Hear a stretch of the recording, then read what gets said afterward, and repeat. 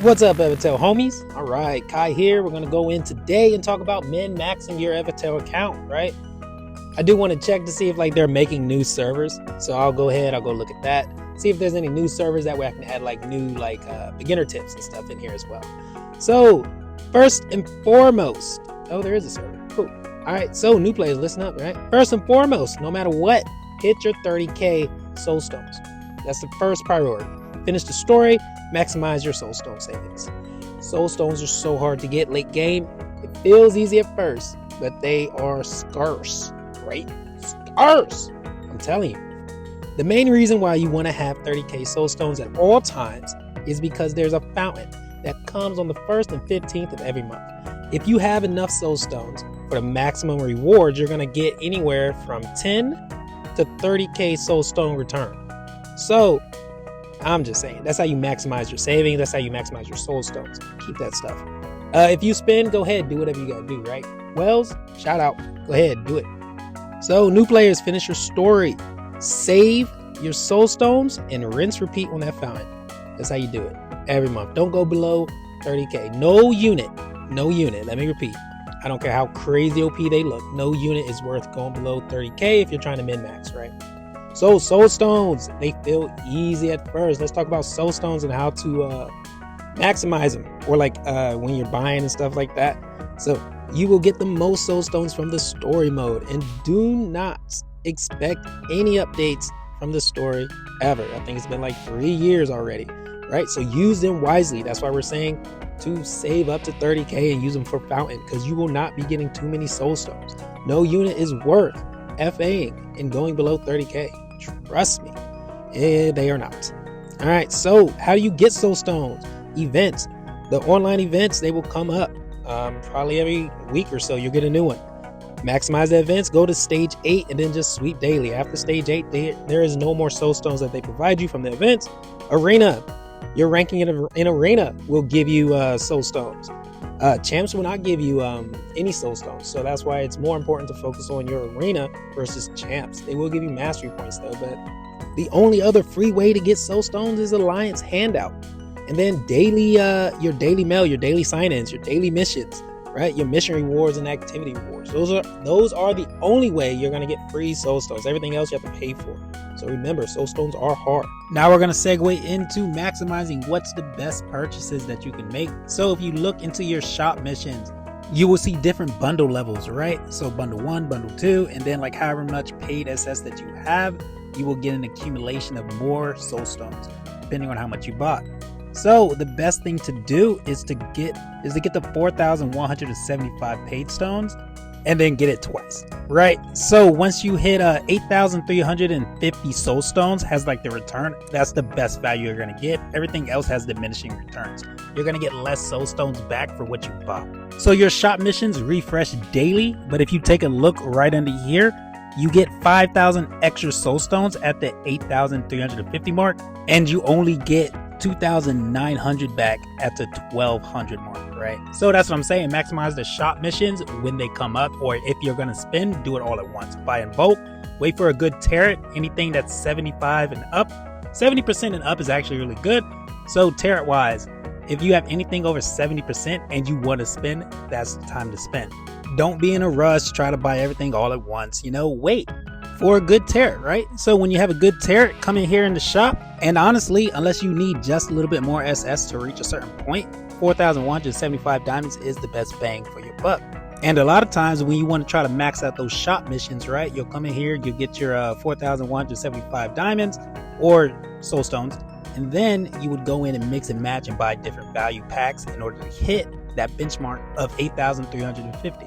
That way you can rinse repeat if you want, wait for another day, wait for new shop missions to refresh. All right, now let's start looking into some of the packs. So starting in the shop, like I was saying, time 2 soulstone, get that after the tarot. Then lucky sell, this is always pretty good. It's RNG, it's random, but 99 cents. If you're gonna spend, hey, go ahead and do it. Super lucky sales, this is kind of where your resource management will come into play, right? So this is great at the beginning of the game, or when you're first starting out, that first year, that first 6 months playing.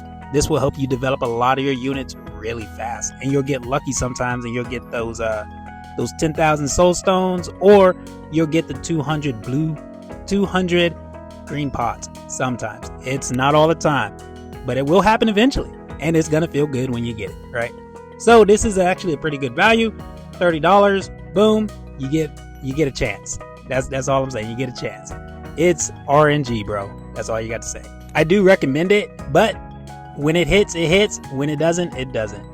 But Mission Pass. This is probably the most valuable pack in the game. You can get this monthly. It's pretty cheap, and it gives you an immense value. 2,500 soul stones, 90 character potions, and you get a little extra stuff in between. So this is a great value for any player at any time. When I was spending, this was definitely one of my favorite packs. All right, so Protective Eden. So this pack is okay, like has a one-time purchase type deal, right? For the boost, for the green boost that you get, they are very important. Green boost and green pots, those are what you want to look for. It does add up pretty quickly if you buy these like on the regular, but Seeking Power is also a better option if you're just looking for like green boost, right? So Fruits of the Forest, Training Steel, and like the little anniversary things that come along, I normally skip over them. They're just not that great in value. They're not what I'm looking for in resources, because I always want to get resources and soul stones whenever I make a purchase, if I make a purchase, you know what I mean? But the anniversary specials, they actually give you the most soul stones if you buy the whole pack. These packs do scale. Once you buy one, another one will come up, and then it will give you more of that resource or soul stones, right? So anniversary special, Pure Destruction, I wouldn't get that either, but the anniversary special, 50-50, you know, it's just RNG, right? So limited sales, I've never bought a limited sale like any of these higher packs. They are good for whales or people who just want to spend and grow fast. This will help you get your resources that you need. I wouldn't do it. The only thing I would buy in here is when there's a 99-cent value pack that comes along for 50 green pots every now and then. And that's the only time that I would come in here and buy something from the limited set. Because like in my opinion, it's just not worth the value to me, especially the way that power creep happens in this game. By the time I get my unit to 200 max amount, it's time for a new unit to come along and steal the show. And honestly, that's why I lost the whole passion of buying stuff anyway, right? Because it's just not worth the investment anymore, right? So, all right, so let's go back to a high note, right? Weekly step-ups. So weekly step-ups are actually really good also. It's a good way to accumulate passive soul stones over time, right?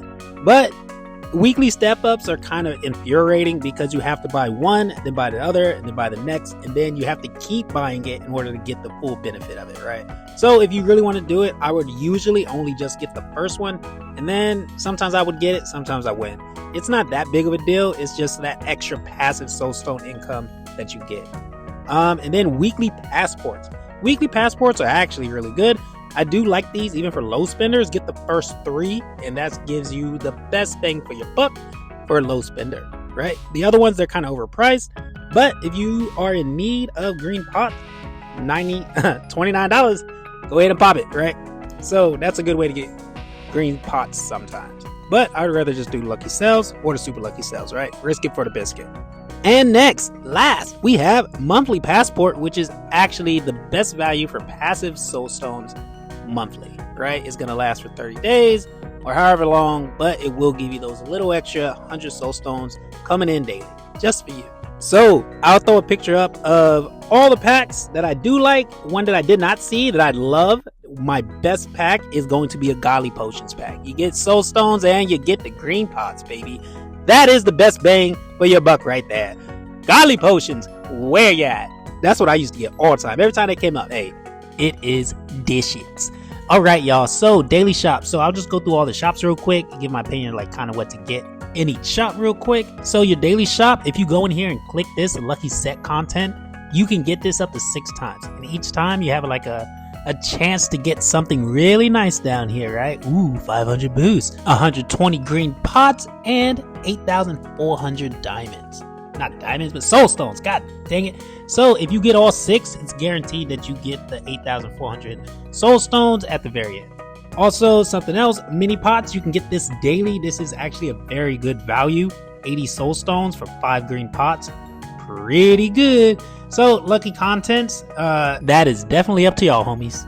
I used to do it sometimes, and you get lucky if you have like an influx of soulstones. But I wouldn't do it every day. Sunstone shop, I would definitely only get the berries from here, right? If you guys have it. So we skip over these shops.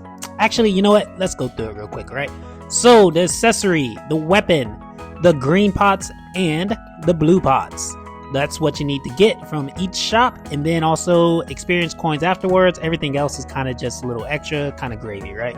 So most important, get the green pots first, and then go ahead and get the weapon, and then the accessory, and then the blue pots, and then green pots. Not green pots, but green coins. God dang, green coins. Those are hard to get too, especially if you're not spending anything, man. Dang. So Alliance shop. Here, you would just honestly get the blue pots. That's all you need from here.